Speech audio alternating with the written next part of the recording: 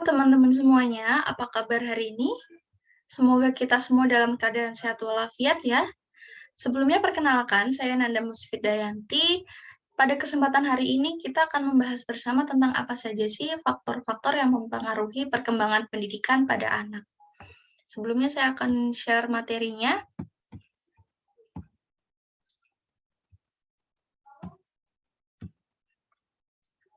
Nah, yang pertama itu ada faktor lingkungan.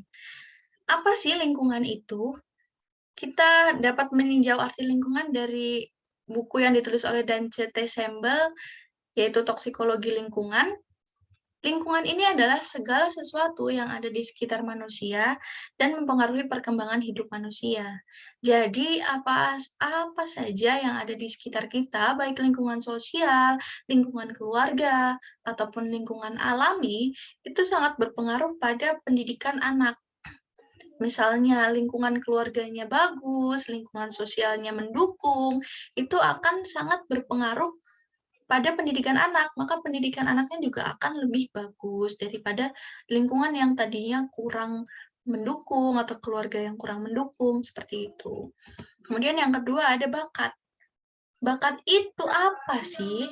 Menurut Susanto pada penelitiannya yang berjudul Teori Belajar dan Pembelajaran di Sekolah Dasar, bakat adalah kemampuan potensial yang dimiliki seseorang untuk mencapai keberhasilan yang akan datang. Sehingga dengan hal tersebut, maka bakat dapat mempengaruhi tinggi rendahnya potensi belajar. Pada dasarnya, kita semua terlahir mempunyai bakat, tetapi dengan bakat yang berbeda-beda. Ada anak yang terlahir dengan bakat olahraga, ada juga anak yang terlahir dengan bakat seni, ada juga anak yang terlahir dengan bakat akademis. Nah, bakat ini juga mempengaruhi tinggi rendahnya potensi belajar anak. Contohnya, anak yang mempunyai bakat pada bidang olahraga biasanya mempunyai kecenderungan kurang tertarik pada materi yang mengarah kepada akademis. Begitu juga sebaliknya. Maka dari itu bakat ini cukup mempengaruhi perkembangan pendidikan pada anak. Selanjutnya ada keturunan. Apa sih keturunan itu? Menurut KBBI, keturunan ini berarti asal-usul, silsilah, warisan, titisan darah, atau turun-temurun.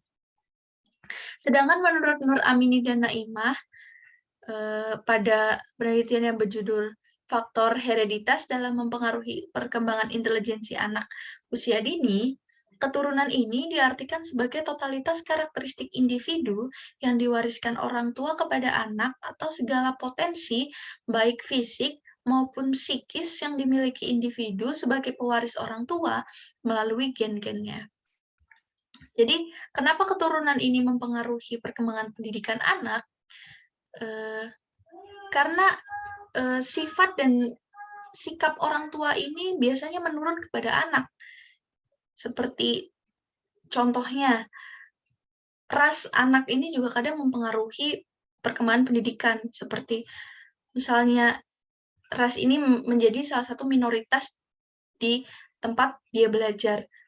Bisa jadi ini membuat si anak merasa sangat terkucilkan atau tertinggal sehingga perkembangan pendidikan anak ini kurang gitu.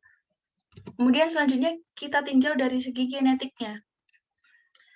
Masih dalam penelitian Nur Amini dan Naimah yang sama, mereka mengemukakan bahwa karakteristik seseorang itu dipengaruhi oleh gen yang merupakan karakteristik bawaan yang diwariskan atau genotip dari orang tuanya yang akan terlihat sebagai karakteristik yang dapat diobservasi atau fetotip.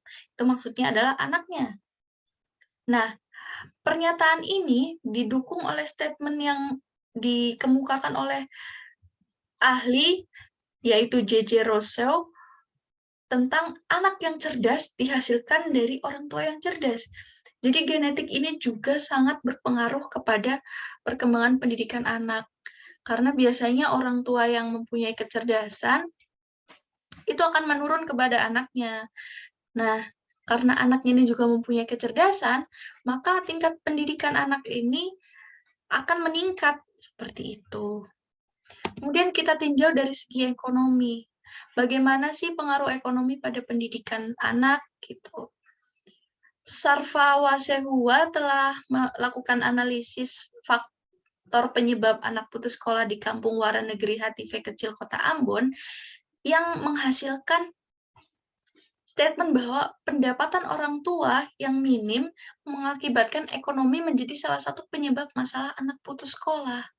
Sehingga secara terang-terangan, secara langsung ini ekonomi sangat berpengaruh kepada pendidikan anak. Karena dalam pendidikan ini kita juga membutuhkan materi. Contohnya, untuk pembiayaan pendidikan seperti sekolah gitu, atau untuk membeli peralatan yang menunjang pendidikan seperti buku, alat tulis, atau mungkin laptop untuk mendukung pembelajaran jarak jauh seperti saat sekarang, seperti itu. Jadi sebenarnya ekonomi juga ini sangat berpengaruh pada proses perkembangan pendidikan anak. Tetapi kalau kita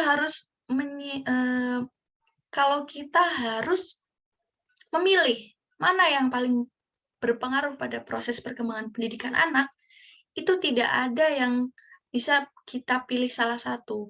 Karena semua dari faktor-faktor yang tadi disebutkan, ada faktor lingkungan, genetik, keturunan, ekonomi, bakat, itu saling berkesinambungan atau saling membutuhkan satu sama lain agar dapat, membuat perkembangan pada anak ini semakin meningkat, pendidikan anak semakin meningkat, sehingga, muncullah anak-anak yang mempunyai potensi tinggi, seperti itu.